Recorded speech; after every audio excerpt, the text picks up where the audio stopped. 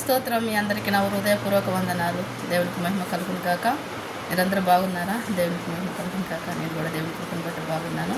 ఏ దినము పునరుద్ధాన దినము. మరి దేవుడిని నమ్ముకున్న ప్రతి వారు కూడా మందిరానికి వెళ్ళండి. ఫస్ట్ మిమ్మల్ని మీరు పరిశుద్ధపరచుకొని సేవకుల గురించి ప్రార్థించండి. అనేకమైన ఆత్మలు రావాలి, ఆత్మతో సత్యంతో ఆరాధించాలని మరి మందిరానికి వెళ్ళిన మనం ప్రార్థన చేసి మరి సిద్ధపాటు కలిగి కూర్చొని దేవుని క్రీస్తు పాఠాలు విని మరి క్రీస్తు మాటలు విని దాని ప్రకారంగా నడుచుకోవడానికి దేవా నీ సహాయం మాకు కావాలని అడిగి దేవునిలో ఆత్మలో హర్షించి ఆరాధించాలి. దేవునికి మహిమ కలుగును కాక. మరి ఈ సువార్త వింటున్న ప్రతి వారు కూడా రక్షింపబడతారు. ఏదో ఒక రోజు వాళ్ళతో మనం ఆర్గ్యుమెంట్ చేయాల్సిన అవసరం లేదు. పెద్ద పెద్ద డిబేట్లు పెడుతున్నారు. యూట్యూబ్ చూస్తే ఆన్ చేస్తే చాలా అవే వస్తున్నాయి. మనుషుడు ఏపాటి వాడండి. ఈ లోకంలో సౌలు కంటే గొప్ప తోపు ఎవడున్నాడు చెప్పండి? సౌలునే పౌలుగా మార్చిన మన దేవునికి అసాధ్యమైందంటూ ఏది ఉంటుంది? మిమ్మల్ని మీరు ఎందుకు అనారోగ్యాన్ని వ్యర్థం చేసుకుంటున్నారు? మీ సమయాన్ని వ్యర్థం చేసుకుంటున్నారు. ముఖ్యం మీరు అనారోగ్యం తెచ్చుకోకండి, వాళ్ళతో పోట్లాడకండి. అవసరం లేదు. నీ దేవుని గురించి నువ్వు వాళ్ళకి తెలియజేయడానికి దేవుడు అంటున్న దేవుని అని చెప్పుకున్నప్పుడే యేసుప్రభుని ఎవరు అంగీకరించలేదు. మనం చెప్తే ఎవరు అంగీకరిస్తాడండి? మనుషుని స్వభావం సాతానిక స్వభావం తెలుసు కదా మనకి. కాబట్టి మనము ఒకరు చెప్తే విన్నామా చెప్పండి?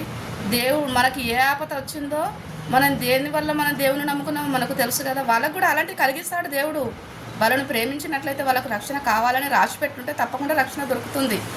సో వాడు ఈ లోకంలో ఫస్ట్ ఈ సినిమాలో చూసినట్లయితే ఎట్లుంటుంది? విలన్ గాడు వచ్చి గందరగోళం చేస్తాడు. మరి హీరో మన యేసయ్య వచ్చి మంచి శాంతి సమాధానాన్ని ఇచ్చి పరలోక రాజ్యాన్ని ఇక్కడ కడతాడు. అదంతా మనకు తెలుసు.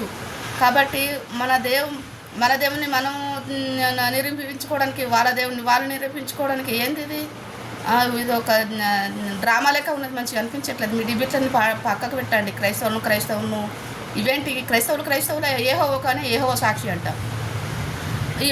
ఏప్రిల్లో ఉన్నది, నా కుమారుని ద్వారానే నేను ఈ లోకము సమస్తమును నిర్మించిన వాడును అని ఉన్నది. బైబిల్లో వాక్యంలో ఉంది.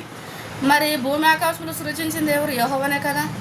మరి ఆ యెహోవానే భూమి ఆకాశంలో సృజించిన సైన్యములకు అధిపతి యెహోవా నీకు స్తోత్రమని మనం ఆరాధిస్తున్నాం.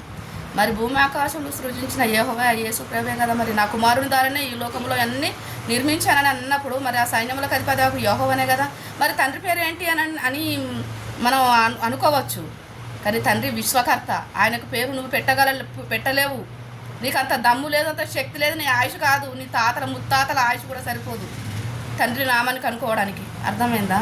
తండ్రి ఏమని చెప్పాడు? నా ప్రియ కుమారుని విశ్వసించండి, రక్షణ దొరుకుతుంది అని చెప్పాడు. నువ్వు విశ్వసించకపోతే నీ కర్మ. ఇప్పుడు మన సున్నతి చేసుకున్న వాళ్ళు ఏమున్నది? ఆయన తండ్రినే ఆరాధిస్తున్నారు. తండ్రి ఎవరు? ఆజ్ఞాపించేవాడు, ఏమాత్రం ప్రేమించాడు. యేసు ప్రభు ప్రేమమూర్తి కాబట్టి ఈ లోకానికి వచ్చి ఆ కృపనిచ్చి మనల్ని ప్రేమించి మన పాపముల కొరకు చనిపోయి తిరిగి లేచాడని మన హృదయమందు అంగీకరించి పాపాలు ఒప్పుకొని వదిలేసి మనం దేవుని మన ప్రియరక్షకుడు అంగీకరించినట్లయితే మరి ఆ రక్షణ మనకు దొరుకుతుందే తప్ప నువ్వు ఎన్ని గంగా స్నానాలు చేసినా, ఎన్ని పుణ్య స్నానాలు చేసినా, ఎన్ని పుణ్య కార్యాలు చేసినా, యాసిడ్తో మీ దేహాన్ని శుద్ధి చేసుకున్నా రక్షణ కలగదు. మరి సువార్త ప్రతి వారికి వినబడుతుందండి. వినబడంది ఎవరికి? మనం ఎక్కడైనా పామర్ల దగ్గరికి వెళ్ళే గుట్టల పొంటి, చెట్ల పొంటి, వీధులలో దీవిళ్ళలో కూడా ఉంటున్నారు. వాళ్ళకి చెప్పండి, పర్వాలేదు. విన్న మూర్ఖులకు చెప్తే వాళ్ళకు పందుల ముందు ముత్యాల చల్లినట్టే. కానీ ఎందుకు ఎనర్జీ అంతా వేస్ట్, టైం వేస్ట్, బొక్క ఎందుకు? నేను ఫేస్బుక్లో సువార్త ఒకటే చెప్తా. దేవుని కుమారుడైన యేసు ప్రభు మన కొరకు చనిపోయి తిరిగి లేసాడని మీ హృదయమందు అంగీకరించండి. పాపాలు ఒప్పుకొని వదిలేసి పాపక్షమాపణ నిమిత్తం మారు మనసు పొంది బాప్తీసం తీసుకుంటే దేవుడు గొప్ప రక్షణనిస్తాడు. God bless you all of your family అని చెప్తాను. వాళ్ళందరూ విన్నారు ఆ మాట. ఇది దేవుడు వింటున్నాడని నేను చెప్తున్నాను. వాళ్ళు ఒకవేళ ఓకే అని ఆమెనని పెడితే వాళ్ళకు గాడ్ బ్లెస్ యూ అని చెప్తున్నాను. ఒకవేళ వాళ్ళు తిరగబడి మాట్లాడితే వాళ్ళు ఒకటి మాట్లాడితే రెండు మాట్లాడుతున్నాం. పోయినాయి ఆ రోజులు. ఈ చెంప చూపెడితే ఈ చెంప మీద కొట్టుడు. అది వేయింది. అదంతా నా దగ్గర నడవనే నడవదు. ఎందుకంటే నేను మనిషినే. నేను పుట్టింది మొదలుకొని చనిపోయేంత వరకు ఎన్ని తప్పులు చేస్తానో అన్ని తప్పుల నిమిత్తం దేవుడు ఒకటేసారి రక్తం చిందించాడు. ఆ రక్తం నా ప్రతిదినంలోనే సరిపోతాయి. ఎవడంటే పడాల్సిన అవసరం లేదు. ఎవరికి మన విలువైన సమయాన్ని వ్యర్థం చేయాల్సిన అవసరం లేదు. సేవకులు మీరు ఆరోగ్యంగా ఉంటేనే విశ్వాసాలు ఆత్మీయంగా బలపడతారు. మీ కుటుంబాలు మీరు ఆరోగ్యంగా ఉండాలి. కాబట్టి మీ డెబిట్లు పెట్టుకోకండి. పెద్ద యూట్యూబ్ ఆన్ చేస్తే చాలు అవే వస్తున్నాయి. బలమైన వాక్యం వినాలి, బలంగా ఉండాలి. మనం దేవుని రాజ్యాన్ని కట్టాలి. కానీ ఈ లోకంలో ఎవరికి మనం ఎన్ని మేలు చేసినా కానీ స్వార్థపరులు అంటే మనుషులు మనకు ఏమాత్రం ఈ లోకంలో ఎవరికి వాళ్ళే యమున తీరే అన్నట్టుగా ఉంటుంది. ఈ పాపపు లోకంలో, ఈ శోకంలో మనం దేవునితోనే నడవాలి తప్ప, దేవుడు మనతో ఉండాలి తప్ప ఎవరు చెప్పినా వినరు. కాబట్టి ఆ బండ లాంటి ముందు హృదయాలను పగలగొట్టాలంటే రెండంచుల వాడిగల ఖడ్గమని శుద్ధితోనే పగలగొట్టాలి. విశ్వాసుల భక్తిని సాధన చేసుకోవడానికి బలమైన వాక్యాన్ని విత్తండి. దేవుని దగ్గర తర్పీదు పొందండి. దేవుడు మీలో నుండి మీకు తెలియకుండానే మాటలు మాట్లాడతాడు. అవి ఆత్మీయ జీవితానికి మాకెంతో విలువైనవి, బలమైనవి, శక్తివంతులై. ఈ లోకంలో పురుషులు ఎలాంటి బలవంతులో క్రైస్తవులైన స్త్రీలు అంత బలాన్ని పొందుకోవాలి. క్రైస్తవులైన పురుషులు దేవుని శక్తి పొందుకొని ఇంకా బలవంతులై ఉండాలి.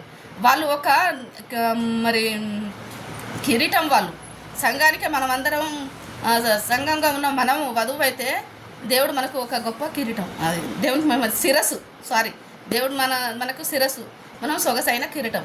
అలాగా సొగసుగా మనం తయారవ్వాలి. ఆత్మీయంగా సొగసుగా తయారు కావాలంటే పొద్దుగాల లేవాలి, ప్రార్థన చేసుకోవాలి, ఇల్లు చక్క పెట్టుకోవాలి, స్నానం చేయాలి, మంచిగా తయారయ్యాలి, మంచిగా నీట్గా తయారయ్యాలి, ఆఫీస్కి వెళ్ళాలి, ఆఫీసులో ఉద్యోగంలో ప్రతి వారితో మన కోలిక్స్తో ప్రేమగా ఉండాలి, అధికారులకు విధేయత కలిగి ఉండాలి, ఎదురు తిరిగి మాట్లాడద్దు.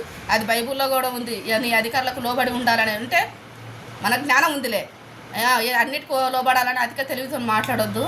మరి ఏ దానికి లోబడాలో ఏ దానికి లోబడకూడదో దేవుడు మనకు తెలివినిచ్చాడు కాబట్టి ఆ ప్రకారంగా నడుచుకోవాలి.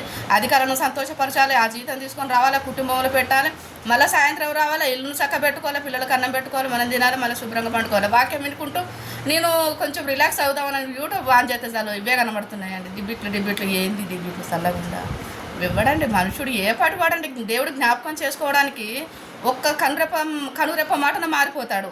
నోవాహు ఏం చేశాడు? 100 సంవత్సరాలు ప్రచురం చేశాడు దేవుని వాక్యాన్ని. విన్నారా? జల ప్రళయం వచ్చి మొత్తం తుడిచిపెట్టుకుపోయింది. నోవాహు కుటుంబమే రక్షింపబడింది. మరి కుమారుని కాలంలో అలా జరగదా? జరుగుతుంది, ఖచ్చితంగా జరుగుతుంది. మనం ప్రయాసపడాల్సింది మన సంఘంలో వచ్చిన ప్రతి వారిని బలపరచాలి, సువార్తను వెదజల్లండి.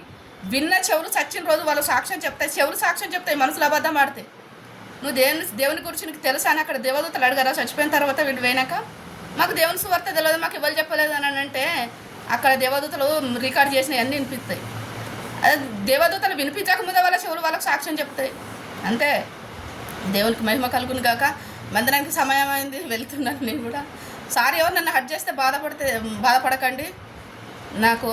నాకు పొద్దుట నుండి ఇల్లు వాష్ చేస్తున్నప్పటి నుండే ఆ ఆలోచన వస్తుంది, ఏంటి ప్రభా ఏంటి ఇలా అని చెప్పేసి నేను ఇల్లు కడుగుతున్నాను. అప్పుడు గుర్తుకొచ్చినాయి మాటలు. అప్పటి నుండి నా ఆత్మ ఎంతో నన్ను ఒత్తిడి చేశాయి కాబట్టి ఇవన్నీ చెప్పాను. దేవునికి మేము కలుగును కాక. మీ అందరికీ నా హృదయపూర్వక వందనాలు.